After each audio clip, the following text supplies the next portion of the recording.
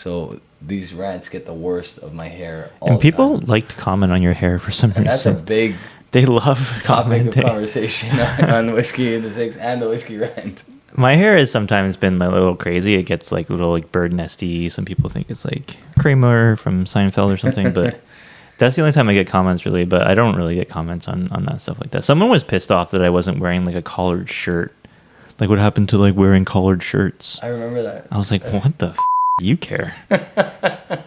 Hey, welcome to Super Social Club. I'm Jeremy. It's Whiskey in the Six, I'm Rob. Welcome to the Whisky Rant Podcast. It's a little crusty, It's frustrating. and it's going to be a little bit of a rant. I don't understand it. I don't know why. Some sort of injustice. Anyway, end rant. Hello and welcome back to the Whisky Rant Podcast. I'm Jeremy. I'm Rob. And tonight we're gonna be playing a little game since everyone like really kind of liked our Would You Rather. Yeah. Big success. Yeah, Rob kind of came up with another one called One Whiskey, and it's kind of like one whiskey for various different scenarios. And we'll get into that, but on the table tonight, a couple recent purchases from travel retail market. We'll talk about that too, because that's kind of changed the landscape of travel retail. It's changed since we got into whiskey, and we'll talk about that. But what do we got in front of us? So before I introduce these, I do want to say, like, we've been getting guests in the audience lately. Oh yes. So we do. So we should get like a sign that says like applause and like boo and just like click it. And Who controls the sign, like the buttons? Well, Sam Bob. Okay. Sam Bob has to control that. Like he's a mainstay, right? So it would make most sense. I mean, if we did it, it would be super biased. Yeah, because I think I should hit the boo button whenever you say something. Yeah, because every time I say something, you just boo. Yeah, so this is called One Whiskey. We're doing the Glenfiddich travel retail. Cork is very loose, by the way. Not a good look. That thing comes right off. Not a good look. And super short. Suggestive. What is going on here? Yeah, right? Like, that is the shortest cork I've ever seen. Short in my life. and loose. Not good descriptors in any regard. I mean, when it's real short, I guess it's probably going to be loose too. It's not going to be a tight seal, that's for sure. It's not going to be a tight seal. I bought this because it's the first 18 I've seen in a long time that's above 40%. Okay, so this is Glenfiddich, travel retail. What's it called, actually, though? What is it called? VAT 4. Okay. And they came out with that whole new travel retail series. Our boy P-Boss has the 15-year-old, which is like VAT 3, I think. Mm-hmm. And it's 51% or like it matches the old. Remember that old 15 travel retail that was almost cask strength? Pretty Not popular. really. I don't know if I had it. I think you had it at my old house. Anyway, they revamped a whole line. This is 47.8%. So for a Glenfiddich, that's actually kind of rare, especially at 18 years old. I'm assuming there's added color because, that's just how they roll. Yeah, they like to make everything look the same. Yeah, but I mean, like, why would you add color to that? Like, there's barely any color to begin with. I mean, you have to when you're using 17 times old casks. Yeah, when you're using 400th fill. Is there? You know what? Someone brought up a good point when I started talking about true Canadian whiskey or Canadian true whiskey. Mm-hmm. Is like how many times are casks allowed to be used? Because that's a big problem, right? Like a cask that's 30 years old, but had 5 different liquids in it before it aged that 30-year-old liquid is going to have way less of an effect than a cask that only had one. I think it does vary in the cask though, because like think about that Mortlock 31 that we had. That was a refill sherry. That was a refill sherry, and it was one of the darkest whiskeys we've ever seen, and that was crazy. One of the most like flavorful as well. That actually is going to come up later tonight. That is coming up actually on my list too. Okay, there we go. Yeah. All right. Anyway, nice. And then we have this Balvenie 15, which is a Madeira cask, 43%. Also probably added color. These guys are the same company, essentially. Yeah. Which would make sense that they both have to bastardize their whiskeys. But now let's talk price. I'm not going to talk too poorly about them because they were both pretty well priced. I think the Balvenie was like just over $100, and the 100 euro. 100 euro. 100 euro. And then this one is like 170 euro or 160 euro. So converting that to... That's wrong. Like, what's that converted to Canadian or American dollars? I'm lying. It was like 120 euro. Euro to Canadian dollar, we're looking like 100 euros. Just a little bit more like than American. 160 Canadian. Yeah, so the 177. 120, yeah, so Okay. it's a little bit more than American. So yeah, so 100 euro, 175 Canadian. You paid 120, so you're looking at 210, 215 bucks or something like that. No, he said it was 177 for 120.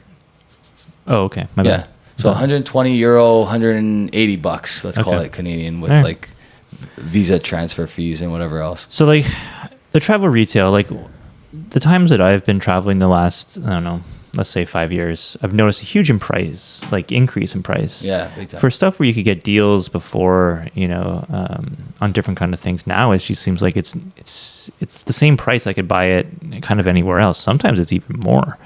And I found a Balvenie 18-year-old. I'm like, oh man, that PX. looks nice. A PX, yeah, it's an 18-year-old PX, but it was $280 US. Yeah, it worked I out was to like 400 Canadian. I was like, wow, I looked at it man, too. Like, how are you Couldn't do it. justifying that? Yeah, I wanted it.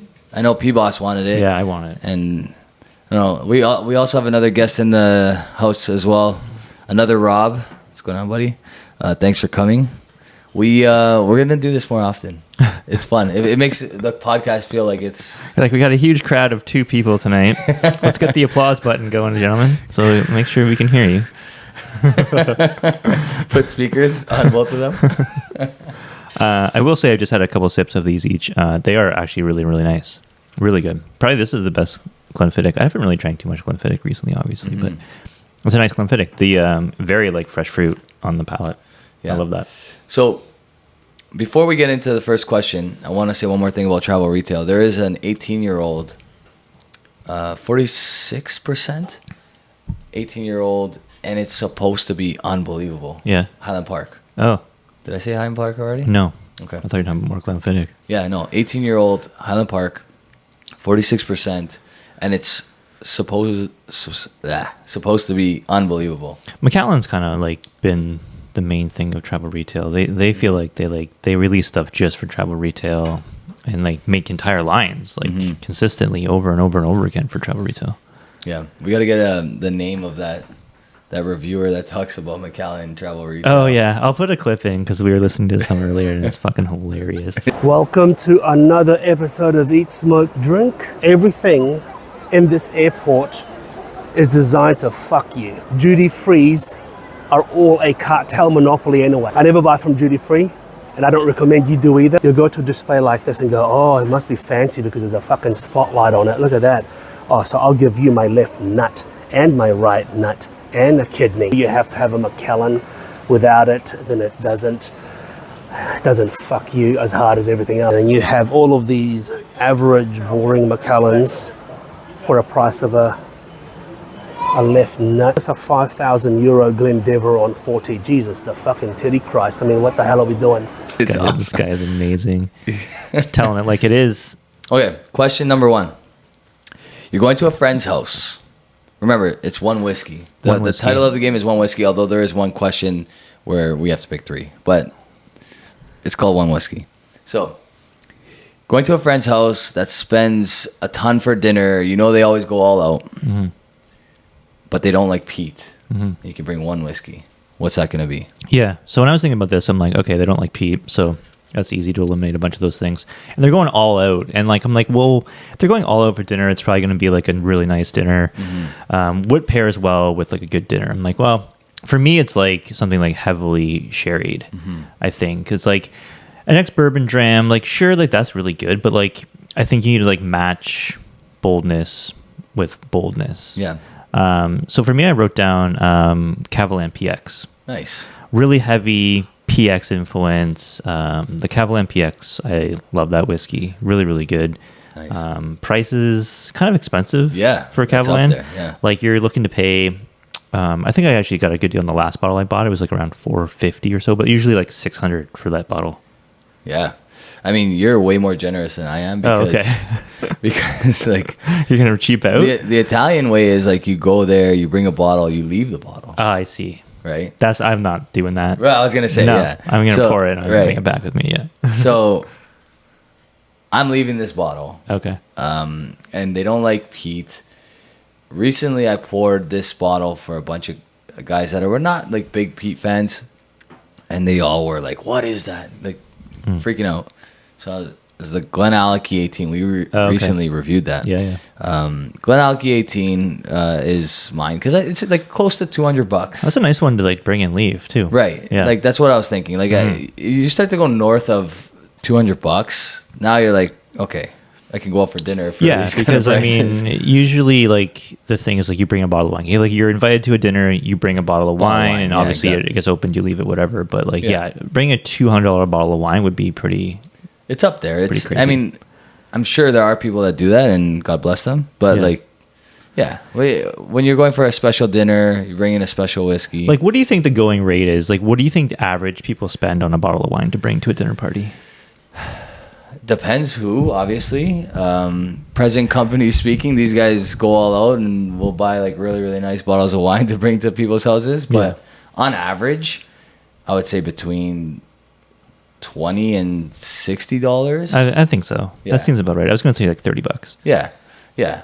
Depends, right? Because you can get like pretty solid bottles of wine for that price. Sure. Right? Absolutely. They're totally fine. Yeah, you can buy a nice bottle of like Amarone for $50, and that's a really nice bottle to bring. Sure. Like, you know. Yeah. Like I said, the two guys sitting on the couch tonight would like They don't cheap out on the splurge wine. because Yeah. they don't cheap out. Well, you said they're going all out for dinner. So like this is kind of like a once a year kind of dinner. Maybe it's like a holiday, birthday, whatever kind of thing. Exactly. Right. Okay. Nice picks. Okay. Yeah. Okay. Question 2.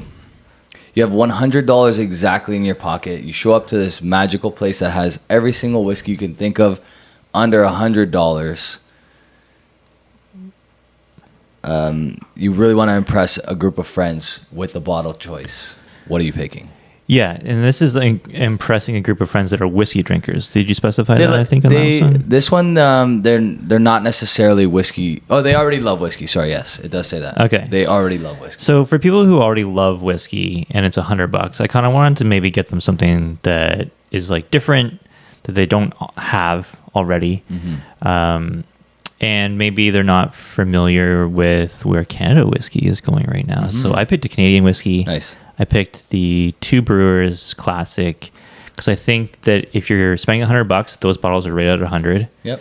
And if you're going to some place where you're trying to impress some whiskey drinkers, I think that showing them this is a Canadian, and you don't have to tell them it's Canadian. Maybe they have them taste it blind and be like, "What do you think about this single malt?" They're probably better off doing that because Yeah. then you get like a true response. Yeah, because then you don't have the preconceived notion of like, okay, this is Canadian whiskey. I'm expecting something, some profile, and then boom, you hit them with that, and they're like, "Wow, this tastes like Scotch." Yeah. So I'm not gonna spoil anything, but good choice because that definitely came like to mind for me as well. Yeah. I was thinking they already love whiskey. They're probably Canadian if I'm hanging out with them. So there's a chance that they've watched enough of either Whiskey in the Six or the Whisky Rant that they've heard of like Two Brewers quite a bit. But in the last little while, Well, if they know you. You probably talked about it. Exactly. Or I brought it quite a already bit. to their house and they already tried it. But I haven't talked about this one whiskey in a while, and I see it every time I see it at the LCBO. I'm actually very tempted because it's still very reasonable in price. It's the Amaru Fusion. Okay. And I think like it's one of those bottles where like at 50% ABV, yeah, if they're not familiar with Amaru, they're gonna be kind of blown away because it's very different than anything they've ever tried. I think. Yeah. Like I had this pretty early on in my journey, and I was floored by how good it was. Yeah. Yeah, that's a good one too. It's weird how we both went away from Scotch whiskey on this one. Yeah, because I guess that would be the typical like. Well, if my friends drink Scotch whiskey, your friends drink Scotch whiskey, so that's why we kind of maybe like went outside that realm. Yeah. Someone at work actually came up to me and was like, "Hey, I want to buy a bottle of Scotch for someone. I'm buying from the LCBO. My budget is $100." So I'm like, "What do you got?" I'm like, "Well, when you get to $100, you can get some pretty decent Scotch. For LCBO prices, they're a little bit more than the rest of the world, but." I was like, you know what? Like, grab like a Boona Habin 12, grab a Klein Leash 14. Those bottles are both exactly $100. Yeah. You can't go wrong with that stuff. Can't. Like, any drinker is going to love this. Yeah. I mean, if you're buying out of Alberta right now, and it actually comes up on my list, so you know what? I'll save that. We'll be back. Like, remember that. Cole's Notes, slide that one aside for a sec. Yeah, Amaret, Two Brewers is always a great option. Amaret Fusion. I think a lot of people still don't know about that. Like my friends, like they're not necessarily always buying stuff outside of the LCBO, so they wouldn't know about Two Brewers. So and they don't buy that much Canadian whiskey as it is anyway, other than just maybe to like as a mixer. So like this would open their eyes up to that.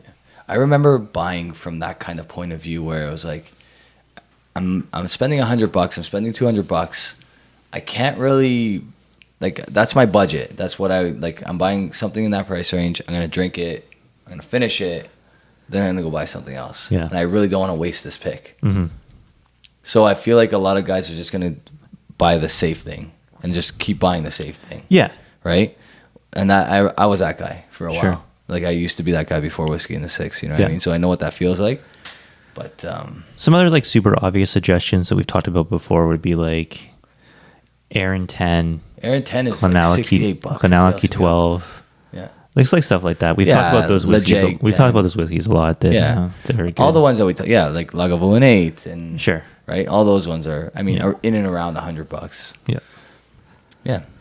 All right. Question number 3. We're zipping through this. Well, there's 8 questions, so maybe it gets a little bit more deep later on. You have $500 to spend. You're meeting up with the who's who in the whiskey world. How do you impress them? Yeah. That's a tough one. This is a tough one. And the first thing I thought of was like, well, I got to give them something that they've never tried before. Yeah. So right away, I'm looking at like single casks. And for $500, the best way to, spread that money for a whiskey is like an independent bottling. Right. So I'm thinking like some kind of independent bottle, single cask, stuff that probably no one's had before. For $500, I mean, I didn't really pick a specific one, but like something from Gordon MacPhail. Yeah. Did you pick one from Gordon MacPhail? No. Okay. I'll go ahead. So anyway, that's what I'm thinking. Like they're like cask strength series, something like that. For $500, you can probably get something that's like 20 to 25 years old. Yeah, up to 27 years old even. Right? Yeah. Yeah. And like you have some really good ones up here. Yeah. That Kleinleach one stands out to me. There's a Colila. The there's Colila. A Glen Scotia. Yes, the Glen Scotia and the Colila. Those two that we talked about before. Those, how much were those? They were just over 500, I think. No, just under just under 400 actually. Okay. Yeah. No, maybe even less actually. I think they were like under 400. Those are phenomenal pours. Yeah. And probably people haven't tried those before. They're single barrels. That original Spey malt that we loved was $500. There you go. Yep. So really quickly before we continue and before I share my answer, I crowdsourced a little bit tonight. Okay. So the two viewers that we have in the audience have a list of answers as well. So for the dinner at a friend's house, what did P-Boss pick? A Knock 18. That's a great pick. Oh, a Knock 18. Yeah, That's a great pick because it's not peated. $120 you can get it for at BSW. It's a steal. Robbie, what'd you pick? Aaron 18. Yeah, I mean it's not cheap, but I think they went up just north of 200 now. But back in the day, we were getting those for like what, 130, 140. I thought it was like 120. Yeah, probably 120. And the really dark one, the really dark sherried Aaron 18. Yep. Okay, so question 2 for you guys was $100 exactly in your pocket. What are you bringing? Glenalky 12. That's a great pick. Yeah. Glen Scotia 15. Yep. So Rob cracked a Glen Scotia 15. More like it's a recent bottling, but not like what, like 3 years old. Yeah, 2022, 2021 maybe. It's the black label. It's not the old label. It's the newer label. It was super sherried. From like neck pour, it was unbelievable. I was actually blown away at how good it was. Glen Scotia, the 15 and the 18 recently have really, really improved. Yeah. And then now back to this, you spend $500. I picked, so I had 2 in mind. I was thinking secondary, you can probably get that, what is it? Was it a Lafroig? Not Lafroig. What am I thinking of? Now I lost it. It was the one that you keep trying to get from Peter White. What's that one called again? Lamrick. Yes, the Bowmore Lamrick. Oh, Bowmore Right? Lamrick. So that's like digging up one that you probably can get for around $500 now, maybe a little bit less. Yeah. Okay, but what I wrote down was the Glenfiddich 27-year-old. Oh. The cask strength 27-year-old is actually like $400 right now at the LCBO on sale. That's from the Diageo special releases. Right? Diageo special release. It's a cask strength Glenfiddich 27. That was phenomenal. And it was fantastic. It was really good. So like, and why I would choose that one is because there's a lot of like whiskey who's who that would be like, nah, that's Diageo. I'm not touching that. But you pour that for them blind. Yeah. And they're going to be like, what is this? Mm-hmm. And it is really good. That did impress us quite a bit. Yeah. Yeah. And for 400, I think it's worth it. Yeah. Yep. What did you guys pick? Gordon MacPhail single cask or a spade malt. Yeah. So yeah, exactly what we were thinking on that one. Yeah. It's tough. So like, honestly, every single category except for maybe the $100 exactly category, you could pick a Gordon MacPhail. Yeah. Did you notice that? Yeah. Did you notice that like every single time you went to like, which I think just goes to show how damn good Gordon MacPhail is, because literally they have something for every occasion. Yeah. Right? Mm-hmm. They have something for the peat lover. They have something for the non-peat lover. They have cask strength, everything, like anything you can think of, you know? What do you think of this Glenlivet? I like the Glenlivet. Yeah. I think it's good. I think it's really good, actually. The Balvenie is a little too light for me. It's also not fair to the defense of Balvenie, which you'll never hear probably ever again. But to the defense of this particular Balvenie is that we had a cask strength whiskey right before we tried this. Mm-hmm. So it's good. It's light. I feel like the Glenfiddich stands out. The Glenfiddich, it has this like, I don't know, kind of like banana tropical kind of finish to it. And I feel like they've used some really good, like maybe some ex-bourbon barrels in there that are really solid. Despite the trash that I talk about Glenfiddich, it still has a bit of a soft spot in my heart. I got to give it to them on this one. I mean, there's some old expressions from Glenfiddich that were absolutely phenomenal. Yeah. So it says they've matured this in ex-bourbon casks and Oloroso as well. Mm-hmm. Yeah. Yeah, I think that the tropical notes kind of shine on the finish, which is really solid.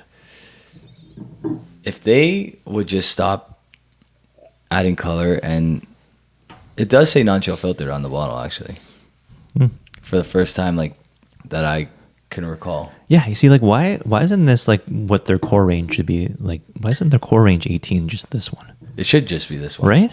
They could do it. They probably have one of the biggest warehouses of whiskey in the entire world. Sure. Anyway, we digress again. Like their 18 used to be a really solid price. It was one of the better buys at the LCBO. It was pretty solid whiskey, and it was like $125 to $150 or something. That's one of those bottles that, like back in the day, you went through a couple of them, right? I went through a few of those. Yeah. I went through a few of the Glenlivet 18s. Yes. As a rookie, it was like a tried, tested, and true safe bet. Yeah. And they were cheap. They were like $120 back exactly. then. Yeah. Right? Yeah, they were good. And then they went up to like closer to 200, and it stopped being reasonable. But this Balvenie 15, the nose is gorgeous on it. It's very, very nice and sweet. But yeah, I think 43, probably hurts a little bit. Although I still think it's pretty solid. It's pretty crushable. It is. I mean, I destroyed mine, so it is good. This is a nice pour and play whiskey. Yeah, it's a delicious. It's really nice. But yeah, it's exactly what they've set out to accomplish in the last 10 years. Appease the masses with like a nice pour and play whiskey. It's delicious stuff. But yeah, you're right. Like 43. We've had whiskeys that are 43 that taste better, that have more viscosity at 43 than this one. Yeah, like at this price point, with like the exchange and all that stuff, you can buy, and dare I say, a Macallan 12-year-old in Alberta, just a regular sherry cask. Yeah. For I think it's about $150 right now on sale. Do you remember what the Balvenie 18 was at duty free, like the ABV? The ABV, I think, was 48%. Was it 48? Yeah. 46 or 48? I want to say 48. I think you're probably right, because if it was 43, I probably would have dismissed it immediately and be like, yeah, I'm not going to buy it for that. But if it was like a 47 point whatever, sometimes they do 47 point something. Yeah. That's their go-to. That's like the 15. Yeah. 48.7. Okay. 48.7. Nice. It had a nice hefty ABV. I guarantee you it's delicious. Yeah. It's just for $400, you can get a lot of things. I know, man. And you know what? Actually, like, someone like maybe like Scotch and Time, someone like big on Instagram, big Scotch influencer on Instagram, had a bottle of it. And I'm like, how is this? Is it worth the money? And he's like, it's expensive, but it is worth the money. Yeah. And I would suspect as much. Okay, here's a question for you before we get to the next one. If Macallan came out with an 18-year-old at 48.7% and charged $400 for it, but the rule was they had to crack it before you walked out of the store with it. Yeah. Are you buying that bottle? Buy it? You're buying that. I mean, it's like less money than the 18 is now. I know. That's why I'm saying it. Because right now, I would So- never touch an 18-year-old at that price. I mean, what is the 18 now? $600? It's like $800. What? Yeah. So you're telling me it's half price? Is a half price Macallan? It's a half price for Macallan, more ABV. 48.7%, but they have to crack it on the way out so that you can't resell Are you talking 400 Canadian dollars? 400 Canadian Then dollars. yes, because I was buying the 18 before, and like for 200 to 230 US, and I'd Yeah. buy that all day. Yeah. So honestly, like it's only like Can you imagine how $75 good more. that would be? Like, Yeah. why? Like, if you're a master distiller of like one of the most prestigious, famous distilleries of all time, wouldn't you want to just do it out of curiosity? It's like, I know we're awesome, and Yeah. I'm just going to blow everybody away right now. Yeah. We're changing the 12-year-old to 48%. Yeah, $845 for the 18. for Macallan 18. So stupid. Wow, dude. All right, well, That's anyway. wild. That's depressing. That's so wild. Okay, question 4.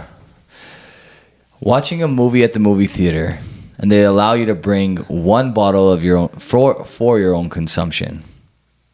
What are you bringing? You're at the movie theater. You're gonna probably have popcorn, Yeah.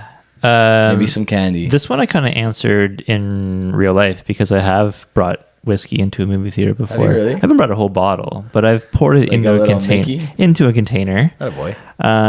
Some of the theaters, like the VIP theaters, you can buy alcohol, Mm-hmm. and they have like an okay whiskey selection from my experience. Okay. Like I usually get either like Knob Creek or maybe like Bullet Bourbon or something like that. Like that's kind of like what they have. Yeah. And I'll get like a double pour of that, but I have brought my own in sometimes, and so I wrote down what I brought in before. I brought in Highland Park 10. Nice. I brought in Benromic 15 Mm-hmm. and Knob Creek 9-year-old. So like kind of like lower ABV stuff. Yeah. Like the Highland Park 10's 40%. Yep. The Benromic's 43. So it's stuff that's crushable, that's easy to drink. Not gonna interfere with like, you're not worried if the palate kind of throws it off a little. Yeah, I think another one for me would be like Aaron 10. I would bring that in all day. That's Yeah. easy. That's good to eat with popcorn, actually. P-Boss has his finger up. Yeah, That's what he down with picked. Aaron 10. Aaron Yeah. 10 and popcorn seem to go together for whatever reason. Yeah. So like something like that. Yeah, I picked the Bunnahabhain 12 because Yes, right now nice. it's on sale for $65 at BSW. Oh wow, that's a great price. $65 at BSW plus, of course, if you're from Ontario. But imagine like you're in Alberta right now and you walk into, I don't know how I wouldn't just like stock up on it. Yeah, so $65 Canadian. If I lived in Alberta, my inner nonna would come out of me and I would want to like just like stash a whole shelf of Bunnahabhain 12. Didn't Because, like, your inner nunnas drop a long time ago? you know, a nonna is a grandmother. You know that, right? No, I don't know that. Okay, a nunna is a grandmother, so Because my inner nunnas dropped a long time ago. your inner gonads. So yeah, no. But what Italian? They So stock up. Italians, or at least my grandparents did. I'm sure this is probably pretty common amongst Italians, but like when they came to Canada, they were not rich people. They were like, very poor, probably borderline. So Irish Spring soap would go on sale, and my grandmother would have like a shelf full of it, and then like toilet paper would go on sale, and my grandmother would buy a shelf, so, like toothpaste, all like the essentials. You gotta do it. Makes sense, man. They were smart. With that Costco membership. They survived. They made Yeah. no money and like still made fat kids. So a lot of those old Italians are fat. You gotta, pinch those pennies because then you can buy more whiskey. See, they didn't do that though. I honestly wish my grandfather bought scotch back when he could. Samaroli. Can you imagine? All right, so yeah, yours, Highland Park 10. What else? Benromic 15, Bourbon, Knob Creek, whatever. Aaron 10 would be a way to go to. Yeah, and I just stuck with one. Bunnahabhain 12, just because it was cheap. Yeah, I'm thinking I don't want to you can't go wrong with Bunnahabhain 12. And that's the other reason. Honestly, you can't go. But you're not spending a lot of money on a whiskey that you're probably eating a lot of popcorn, maybe some chocolate, maybe candy. Yeah. Yeah. What did you guys pick? Aaron 10. That's right. People else picked Aaron 10. Klein Leash 14 is also a very good pick. One of my favorites for sure. Yeah, great pick. Yeah. Okay, next question. This is a similar question. Very similar, but now you're watching any sport, probably football. I feel like that's the sport where you watch with the most amount of guys. Maybe hockey. Sure. Watching a sport with the guys. Yeah. What are you bringing? Yeah, so for me with this one, I like to, wager a little bit of money on sports from time to time. Pretty much every day. Yeah. So me and the boys, when we get together, we got some money going. We're gonna need something heavy to drink because our picks are not coming through. Sometimes we need cash drink shit. So I'm looking at Booker's bourbon. Okay. And not just any Booker's bourbon, vintage, old school. I'm talking 2015. Nice. The good stuff.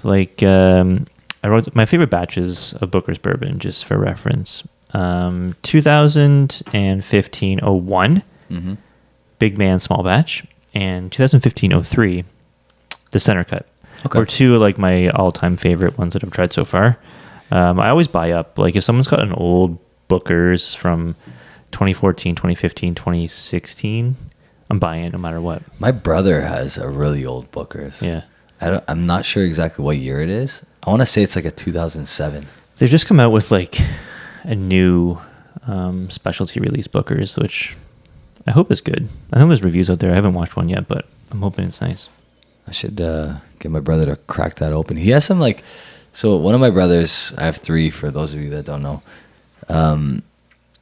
He has some gems from back in the day when I told him to collect some stuff. So he has that, remember that old Crown Royal Cask 16? Mm-hmm. He has one of those. He has some of the really good old 40 Creeks when John was still around. Yeah.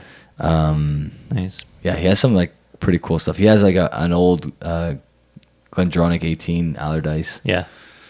Yeah, good stuff. Yeah, that should be. He doesn't open it though. He drinks beer.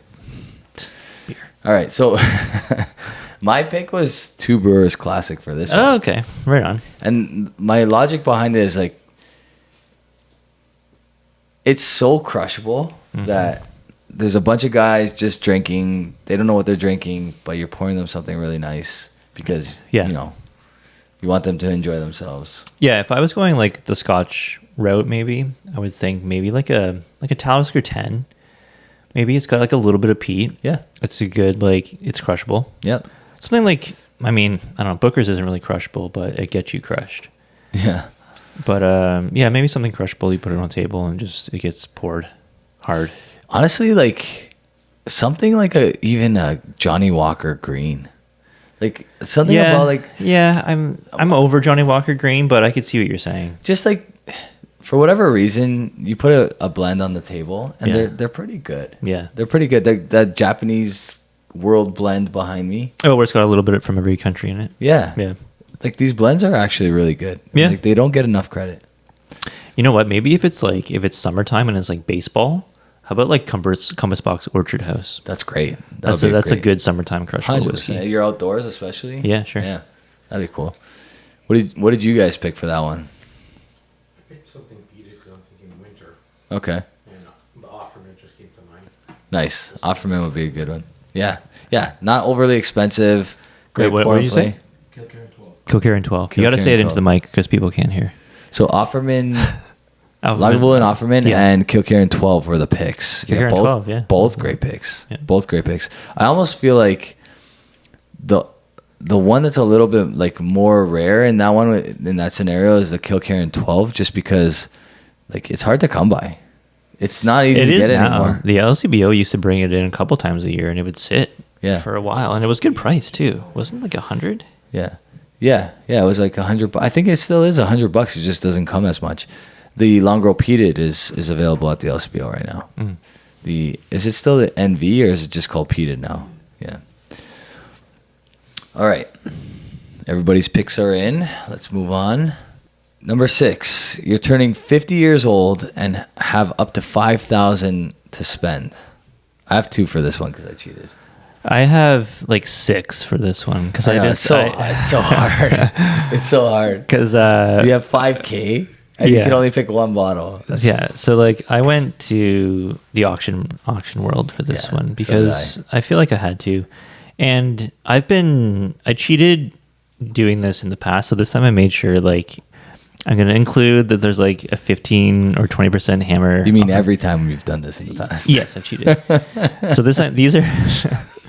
These auctions were closed out this year, so they're recent purchases, like recent auction prices, and I stuck to like 2,500 British pounds or less. So when you include the hammer, it's like 5,000 Canadian. All right, so you can get some like absolutely amazing bangers for 5,000 Canadian in the auction world. I'm just gonna list them off. Springbank Local Barley 1966 bourbon cask. $2,500. Come on. Yes, 2,500. I'll buy that right now. 2,500 British pounds. Wait, how old is that one? I think it's 30 something years. I'll put it up on the screen. Yeah. A lot of people talk about Ardbeg from the early 70s. Ardbeg, if you look at Whiskey Base Top 1000, you'll see Ardbeg 1974, 1975, and 1976 single casks come up throughout the whole list. Yeah. Here's one, a 1974 single cask bourbon, 32-year-old, 2,200 British pounds. Nice. Sold this year in June. Awesome. Here's one. Springbank, 1964 Samaroli, 15-year-old sherry wood. It's a Cadenheads bottling from 1979, 2,400 British pounds. That sold in June this year. Nice.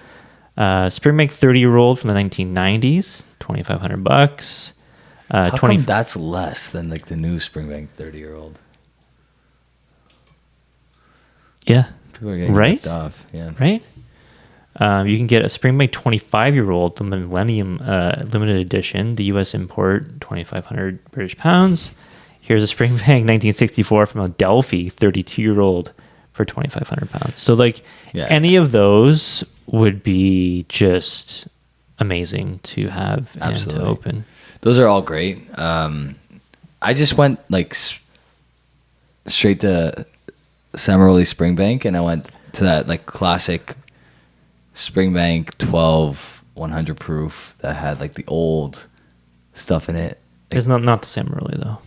The Samaroli is too much now. The Samaroli is like $50,000. Okay, so it wasn't that one. It was just like the old bottling, the old Springbank 12 100 proofs. Yes, which we tried. We tried them, and I knew like that's why I was like try, tested, and true. Yeah. I know they're great. Yeah. I'd pay $5,000 for that. I wanted to give the audience something that is available now too. So I did my homework on this one bottle, and it's available in Alberta, like in a few places. Kensington Wine Market. It's also available at BSW, and it's about $4,000, probably after taxes and whatever. It gets a little closer to $5,000. It's a Gordon MacPhail Private Collection Glenmore 1982. Ooh. So whiskey base, it's almost a 92. Okay. And on Whiskey Fun, Serge gave it a 93. Nice. So in my head, I'm like, That's big. Yeah. you know, those are two very reliable sources. Mm-hmm. Yep. I could probably justify spending that on a 42-year-old whiskey, Sure. right? Yeah. I was looking up like, can you get a 50-year-old Scotch? I know. And you cannot. You can't. You can get a 50-year-old Canadian whiskey. You can get 40s all over the board. Yeah. Like you can buy 2 Ben Romick 40s for that price. I mean, you could probably buy something that was like distilled your birth year for under $5,000, but it probably wouldn't be. I mean, who knows how old it could be? It could be like a 20-year-old whiskey, it could be a 30-year-old whiskey, whatever. But I've been looking high and low for a 1984 bottling, and something happened that year. wait, if you were born in convinced. 1974, you're 50 now, right? Yes. Okay, boom. All like pretty much those Ardbegs. Yeah, You get a 74 Ardbeg that was distilled on your birth year that's pretty cool. for $5,000. Yeah. Boom. Yeah. Yeah. Then anything, I don't know. Like, I want to look up what happened in Scotland in 1984 because it seems like not a lot was bottled or barreled in 1984 for some reason. I don't know why. That's interesting. Yeah. What'd you guys pick? Balvenie 40? Yeah, great pick. And like, you can probably get even two of them for $5,000. Did you try those batches? Depending on where you buy it. LCBO prices, no. But if you buy them in Alberta, you could buy the batch 2 times 2, which is great. Sorry, did you try those batches? I tried batch 1, 2, and 3 of the Balvenie And 40s. what did you say again? I forgot. Batch 2 and 3 were unbelievable. Yeah. Batch 1 was good, but like, Yeah.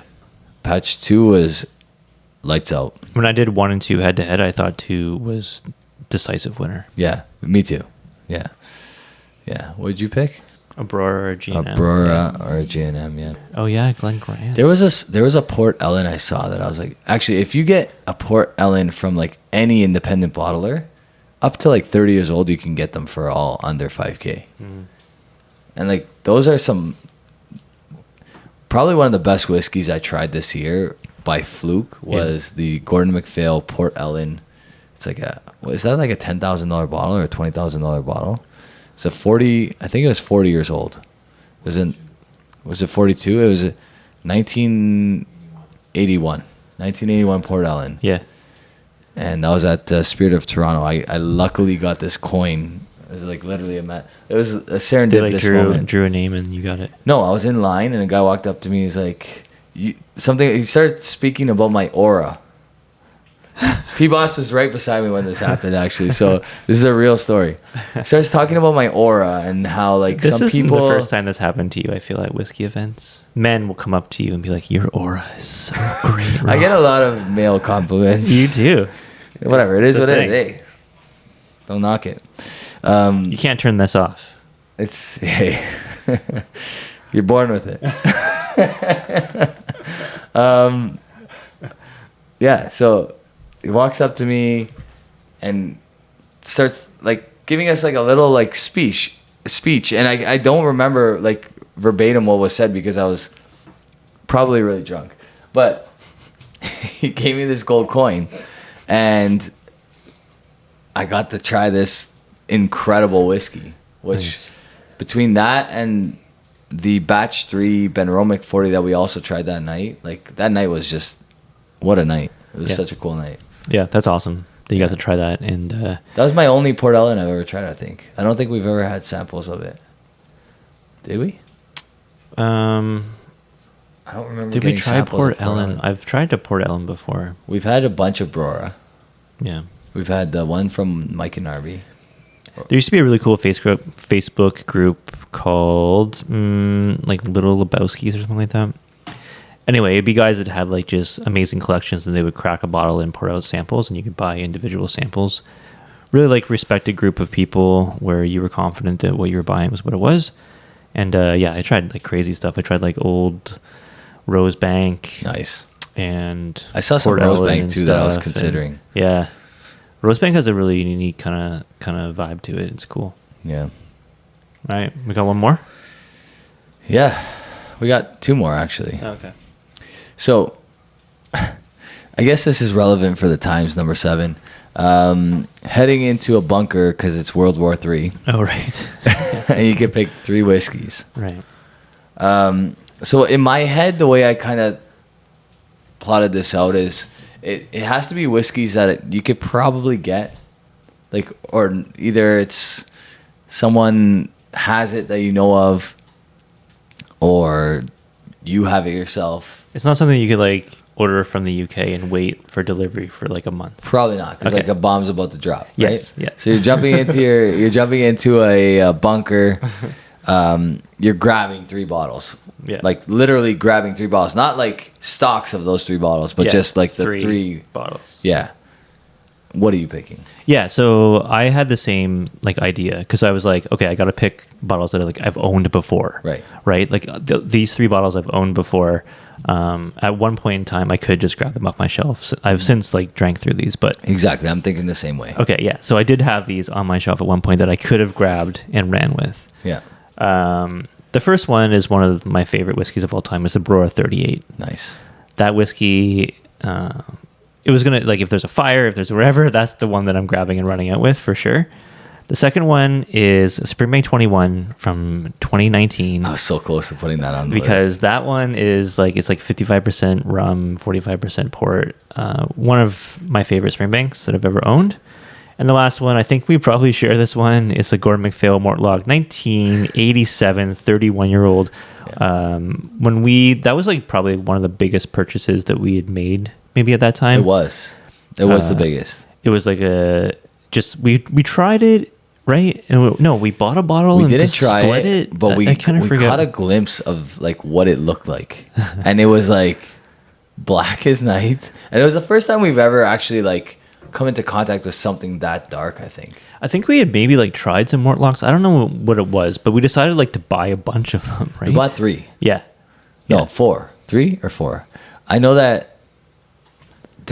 So I bought, I think 2 to drink. 1 to drink and then 1 to like stash. Yeah. Which both are gone. Yeah. We bought 1 to drink each and then maybe 1 to buy. And then we were going to see if like maybe the market went crazy on it because we were Right. thinking like, oh, we could get this for a good price and this bottle might go like crazy on the secondary. Which, like, in retrospect, I don't think we knew what we had at the time, like how good that was. Because if I knew, I would never, ever, ever would even consider like selling that second bottle. Yeah. We drank through that first one and it was bonkers. But like the problem was at that time, before COVID, we were spoiled. We were so spoiled. Yeah. Like things were coming in at a great price. Mm-hmm. And a lot of like wow moments were happening in whiskey and we weren't really, yeah. That's a great list. I have that one on my list as well. So Yeah. Gordon MacPhail, Mortlach, 1987. Still to this day, probably the best bottle I've purchased in my life. Like that not the best bottle I've tried, but the best bottle I've purchased. Mm-hmm.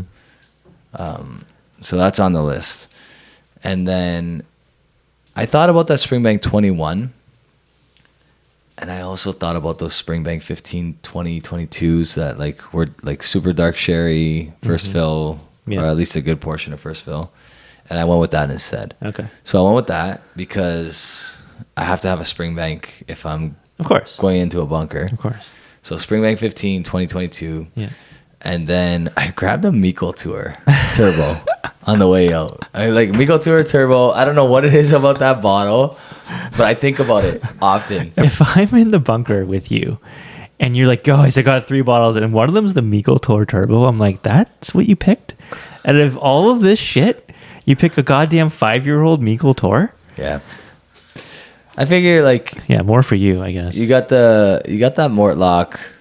You got that. Bro, I'm bringing I You got a Brora. Brora 38. I You're know. like, oh, you want to trade a pour for a pour? I'm like, no. No, I'm not trading pores for pores. We're gonna fight to the death, and then I'm just gonna take your Brora 38. I'm like, what are you drinking? I was like, well, this is Brora 38. Like, well, you want to trade for some 5-year-old My logic was like, heated if what I can actually Glenallachie? grab. Like, no. And I wanted a little bit of everything. I wanted some peated. I wanted some like non-peated. I wanted like some like really special occasion. Yeah. That's in how a I was thinking. post-apocalyptic world, like, what is whiskey going for? That's like currency, man. Because That's- like, there's been some like television shows and stuff where you see them like drinking scotch. Yeah. And they bring it out, and like that's gotta be so valuable. Yeah, it's the cost of like 2 meals, I would think. Because like At least 3 meals. it's gotta be so much because obviously you're not making whiskey. I think the last of Us does a great job of like Yeah. showing how dire like something like a scotch would be. Right. Like a nice Right. bottle of wine or Yeah, something. nice bottle of wine, nice scotch. It's Yeah. like this is the end. That's why of- people bunker stuff, man. I guess so. I mean, I think we would be okay. I have enough alcohol for the rest of my life. I mean, pretty much like I assume like, 90% of the people who watch this have a huge bunker of stuff that would probably last them the rest of their life if they had to. The people that watch our show are bunkering just Yeah. as much as we are, if not more. I would think more, to be honest with you, because like we buy stuff for the sake of review. But if we were just bunkering what we love, Yeah. we could have a whole bunch of like just Like one. you can make one bottle last a month on like some regular kind of drink if you're by yourself. Yeah, Right? easy. So that's 12 a year. Like post-apocalyptic, like you're maybe hoping you're going to live 5 to 10 years and that's it. You're not gonna get lit up either. You're gonna be like, well, maybe you will. You're gonna maybe get- that first night you're getting lit up. Every realization that the world is over, you get lit up more and more every night, Maybe. right? I mean, Like, oh, we have no Hopefully, water. ideally, we don't we're have out to of, just take we're, 3. We're out of water now, so now let's just drink all the yeah. whiskey. I was just thinking more like what I had currently on me, full bottles of, like you can't think about it this way. You have a half a bottle of Brewer 38 left, Yeah, but you have a full bottle of something else. Yeah. You're taking that Brewer 38. You can't. that's another question. Like, I was thinking that they're all full bottles. Yeah. That's not like in my head, I'm like, what do I have sealed? Yeah, What can I just take? Sure, I'm not gonna bring a bottle kill of like my, let's say, Your best whiskey. Well, like I have a Highland Park 30, but there's only probably like it's a quarter Right. left. That's kind of where I'm I probably was. not going to bring that. I need to bring full bottles. That's where I was at with this. Yeah, It was bring like full bottles. Bringing like realistic, like what can I actually grab? Sure. Yeah. So what are your 3 again? It was the Springbank 15 2022, Uh-huh. the Mortlock 1987 GM, Uh-huh. and the Miko Tour Turbo. Right. Okay. Yeah. So I win that category round for sure. Yeah, I mean, I didn't realize it was competition. We're both gonna die. It's a bunker anyway. Those are great picks. Yeah. Actually, you know what? Picking like cask strength makes the world of sense Of course it because does, 'cause it goes a you long could, way. You could water it down Yeah. and then stretch it out. Yeah. Yeah. I mean, you redo that list 1,000 times. You could, yeah. I mean, of Right? course. There's so many times you could be like, oh, I forgot about that bottle. Oh Yeah. my God, I forgot about that bottle. Yeah. Miko Tour Turbo, in my head, it is the most unique whiskey I've had in probably the entire time that I've done Whiskey in the Six. There's Interesting. nothing like it. Yeah, that's true. You cannot replace that taste. It's not something that you can reinvent. Nobody else is doing anyway, like anything close to it. Yeah. So like, and I really love it. Yeah. So like, that's also. But yeah, of course, I would replace that bottle with a Glenfarclas. What was that year? That 2002 or 3? 2003. Like that was insane. Yep. Or even like another Macallan Spey Malt. Sure. 21. Sure. Right. I felt like this list could have all been Gordon MacPhail, and then it would just be Yeah. really boring. So I Yeah. was trying to like, Sure. spruce it up a little bit. Yeah. Last question. You are on your deathbed. You have one last dram, not a bottle. It's one last dram, Yeah. and you're gonna get to, for whatever reason, God's intervention, whatever, you get to actually taste this, enjoy it, smell it. Yeah. You have an hour to consume this whiskey before you die. Yeah. Which is it? Easiest pick in the entire list. It's the Lefroy 1967 RW Duluth & Co. 15-year-old sherry cask, 57% bottled by Samaroli, the #1 whiskey on Whiskey Base. Nice. The arguably best whiskey ever put into a bottle. See, the very smart pick because you went with like the #1 whiskey base pick, whatever. The way I thought about it is, what if it's disappointing and you're about to die? Imagine. You're like, What? Can this you is imagine? terrible. Yeah. Just spit it out. That's so. In my head, I'm like, I better pick something that I know is good. I know that's good. I'm with you. I'm 99.9% sure that that's very good, but I'm 100% sure that the one I'm gonna say is really good as well. But I'm gonna go with these guys first. Paulo, what did you pick? Any Samaroli. Can't go wrong. Rob said that he would call me and pick. Yeah. Ask me to pick. Call one. you and you tell him what to choose. I picked something that I had the privilege of trying at an event that unfortunately you weren't at. But you tasted like the sibling cask of this. Yeah, I know what you're talking about. So we both went and tried the Gordon MacPhail Glenlivet 80-year-old. Fantastic. That obviously could have been like this instead of that. We both tried the Queen Jubilee, which was phenomenal. But I actually went with the Gordon MacPhail Glen Grant 74-year-old 1948 King's Coronation. Yeah. And it was because like in an event where I think the youngest, we tried a 27-year-old Old Palny in a cocktail. Yeah. That was like, it was insane. Like the night was dumb. That was great. That was good. Yeah. I got to try this Glen Grant, the King's Coronation, and you can actually still buy this. It's still available. Yeah. I think it's like 40 grand or something like that. Right. I mean, nobody's actually buying that, but Yeah. that would be it, because I know for sure that's arguably the best dram of whiskey I've ever had in my life. Yeah, I like that. It had everything that the 80-year-old had, but somehow a little bit more fruity, a little bit more sweet, a little bit less oaky. Yeah. It was phenomenal.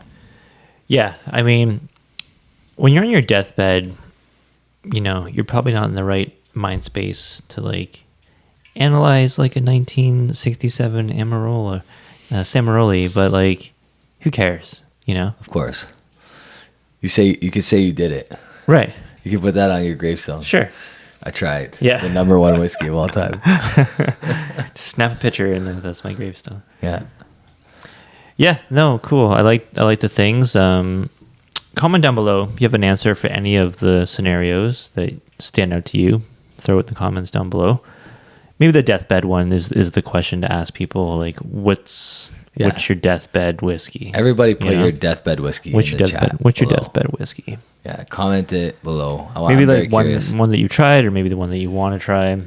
Yeah, could be either of those things. I think there's no right answer to either of those things. I just think if I'm about to croak and I drink the whiskey that I've been dreaming about my whole life, and probably dipped into like my children's inheritance by like buying that dram. Yeah, there's nothing left for you, sir. It better be really, really good. Like I better be like able to guarantee that it's like the best whiskey I've ever had. Yeah, I want like malt reviews to like be my priest, you know, like my last rites, because I can be like, bring your best bottle over. Yeah. That's the right way to do it. Right? 100%. Like Surge from Whiskey Fund. Just like, yeah. Yeah. Can you imagine what that guy's collection looks His like? collection must be insane. Has to be. Yeah. Has to be. He's reviewed more whiskey than anybody in the entire world. True. He has to have. True. Yeah. This was fun. Let's talk about these two whiskeys in front of us right now. Let's score them up. I kept calling this thing Glenlivet. It's Glenfiddich. Why did I say Glenlivet? Did you say Glenlivet? Yeah. I said it like at least 3 or 4 times. See, I didn't. Craziness. They're the same. They're interchangeable. Anyway, the Glenfiddich 18. They're the Walmart of whiskey. VAT 04, 47.8. €133 we confirmed. 133 euro, which translates to About 200 $200 and something Canadian. Yeah. Which is actually pretty much the same price as the regular 18-year-old. Yeah, it's not far At off. 40% ABV. Exactly. So this is a buy, man. Like if I'm seeing this, I'm probably buying it. Yeah. I like it a lot. This is an easy 88 for me. I actually like think this is a very solid whiskey. It is a great whiskey. I'm very happy with the purchase. I'm gonna give it an 86. I think it's solid. Definitely buy again price. Yeah. The Balvenie Madeira. First dram, I had 2 drams of it. Yeah. First one I probably crushed faster than like this big water beside me. maybe because it was like super light, but when I paid a little bit more attention to it, I actually really enjoyed it. Yeah, me too. About €100. Mm-hmm. What are you giving that guy? Yeah, so for this one for me, like I thought the nose was like really, really nice. It's very crushable.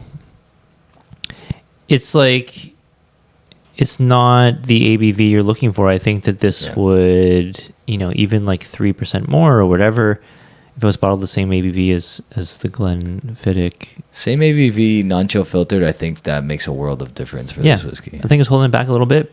That being said, I'm thinking probably 86 on this one. I think it's very, very good. I would totally drink this, but the ABV's holding it back. Yeah, I'm 85. So okay, yeah, I think it's very good. It's definitely worth buying if like you're trying to be more a little bit like budget friendly at the airport. Yeah, you don't want to go crazy. I would try that before I would buy any of the stuff that they have at the LCBO, which is like the double wood and the Caribbean oak or whatever it's called, like all garbage. Yeah, this is actually quality. And 2 good finds actually at the travel retail market, because honestly, like from the prices that I've seen, it's been crazy. Yeah, it's like $400 for the new Macallan Harmony Amber or whatever the hell it's called. €400 or I don't know. I think it's I saw insane. Blanton's, just like the original Blanton's original. It was like $260 US. Like, what is happening? I hope everybody free? buys that. Come on, man. Buy that Tater whiskey. That's crazy. It's so bad. Like, what are you doing?